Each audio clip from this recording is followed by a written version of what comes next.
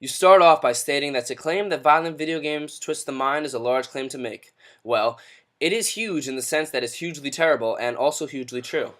As the study, conducted by Kansas State developmental psychologist John Murray, the very study I mentioned in my first video clearly proves, violent video games do twist the mind, and this is illustrated by changes in the video game's player's anterior cingulate cortex part of the mind. And this claim is supported by a nationally recognized scientific study. However, you seem to state that it is a large claim to make, solely based off your personal opinion.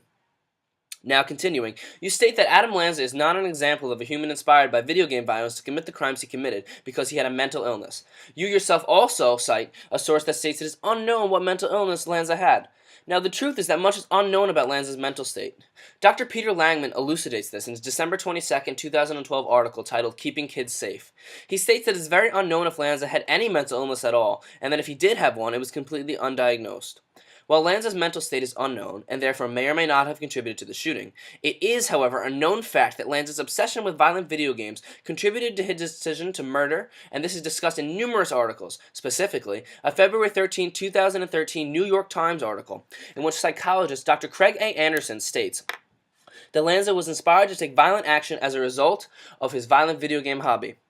Now, in response to the University of Minnesota's military video game program, you state that the U.S. military would not be funding something that would prove dangerous to people.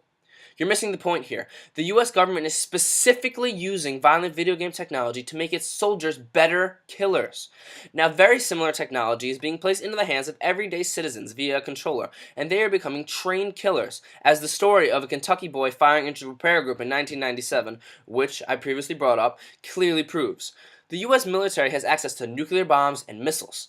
Now, we don't let everyday citizens handle such items because they're deadly when placed into the wrong hands, such as an Adam Lanza. Violent video games are a deadly weapon and they should be treated as such.